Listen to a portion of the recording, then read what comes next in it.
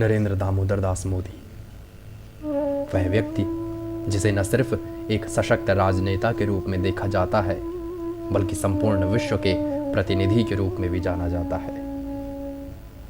किंतु इस सशक्त राजनेता का एक पहलू हम जैसे कई लोगों के बीच अनछुआ सा रह गया,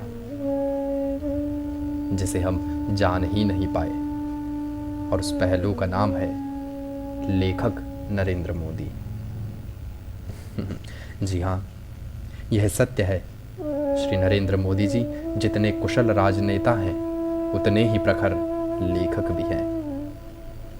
वे अभी तक अपनी लेखनी से 5 पुस्तकें प्रकाशित कर चुके हैं, और उन्हीं पुस्तकों में से एक पुस्तक का नाम है साक्षी भाव। साक्षी भाव नरेंद्र मोदी जी की कलम से सृजित उनके अंतर्मन की यात्रा है। यह कोई साहित्य रचना नहीं है, किंतु लगभग 30 वर्ष पूर्व जब वे राष्ट्रीय स्वयंसेवक संघ के प्रचारक के रूप में सामाजिक कार्य कर रहे थे, उस समय उनकी डायरी के पन्नों पर प्रवाहित उनकी संवेदनाएं हैं।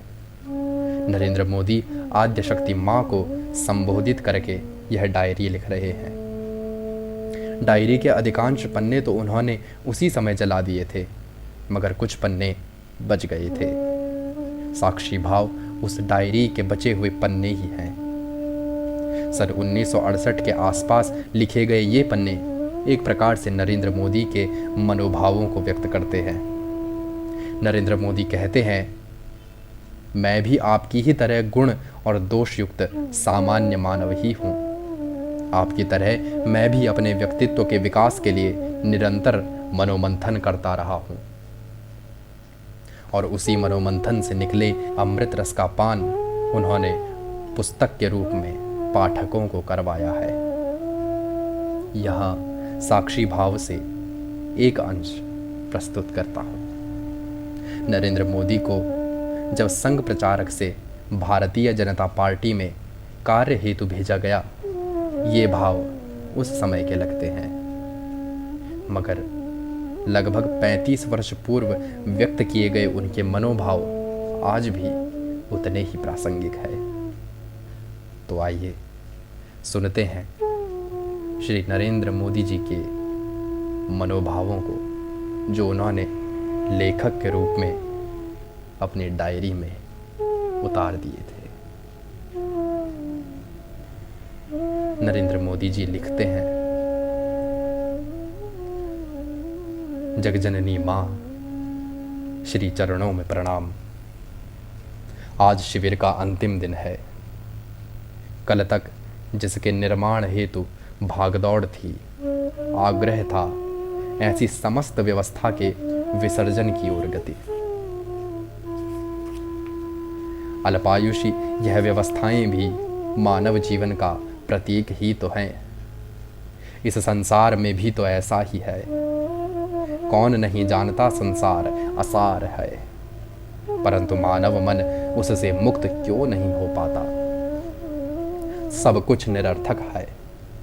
यह शोक, यह सुख, यह आनंद, यह तृप्ति, यह वृत्ति, यह कामना, यह ऐषणा, सब कुछ अल्पायुषी ही है। कदाचित तृप्ति का तत्कालीन आनंद होगा, कदाचित मानसिक समाधान होगा, कदाचित अन्य को पराभूत करने का संतोष होगा, किंतु यह संतोष भी अल्पायुषी ही है। वैसे भी संसार में प्राप्ति का आनंद सविशेष अल्पायुषी है।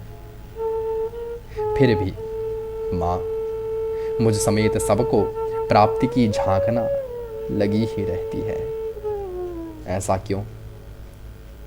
वास्तव में तो मानवीय के हृदय में जहां संस्कृति का अधिष्ठान अपेक्षित है, वहां ऐसी अल्पायुषी वृत्तियों का चक्रवात क्यों जन्म धारण कर लेता है? यह चक्रवात ही है जो मानव को उसके मूलतः जीवन से उठाकर दूर ही दूर फेंकता जाता है। माँ, एक मानव के नाते मैं भी इसी मर्यादा का शिकार बनूं, यह स्वाभाविक है। चिरंजीव ऐषणाएं, चिरंजीव तृप्ति, चिरंजीव कामनाओं के जागरण का क्या कोई और मार्ग नहीं है। कदाचित चिरंजीव ऐषणाएं ही मानव को चिरंजीव तृप्त जीवन की ओर का मार्ग प्रशस्त कर सकें। उस मार्ग की खोज वही तो मानव जीवन का सर्वाधिक मनोमंथन है।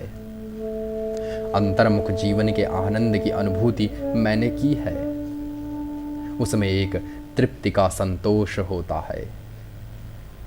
बहिर्मुख जीवन कदाचित प्रभावी होगा, परंतु प्रेरक नहीं होगा।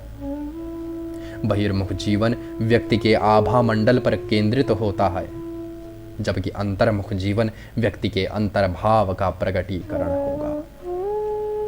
अंतर्मुख जीवन का कोई शोर नहीं होता, वहां तो एक नीरव शांति होती है। एक शांत झरना उसमें निरंतर बहता रहता है।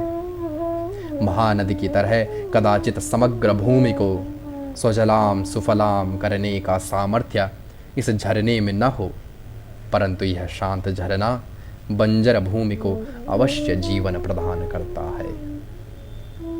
उसका भी एक अनूठा आनंद होता है। झरना एक सातत्यपूर्ण नीरव संवाद का सृजन करता है, जिसमें संगीत का माधुर्य ध्वनित हो उठता है, और तभी मानव को झरने की झांकना होती है। कितना अल्प प्रवाह होता है, नाद नहीं, निनाद नहीं, सरोवर जैसी विशालता नहीं, सागर जैसा तूफान नहीं, नदियों जैसी गति नहीं, फिर भी झरना कितना आत्मसंतोषी है। उसकी वह छोटी सी शक्ति भी कितनों को अपने अंदर अंकित कर लेती है। हाँ, यह समस्त अंतर्मुख अनुसरण को ही आभारी है। इसीलिए तो उसका प्रभाव क्षेत्र, प्रभाव की तीव्रता, सब कुछ नहींवत होने के बावजूद उसकी प्रेरणा शक्ति कितनी तो तीव्र होती है। किसी भी कामना के बगैर अखंड धारा का ही वह परिणाम है। मेरे अंतर्मन की अखंड धारा आपके साथ अटूट संबंध से जुड़ी है। उसका कोई मुकाम, कोई विराम असंभव है। उसकी कोई जीवंतता को सुगंध चौकोर नवजीवन की प्रेरणा देती है।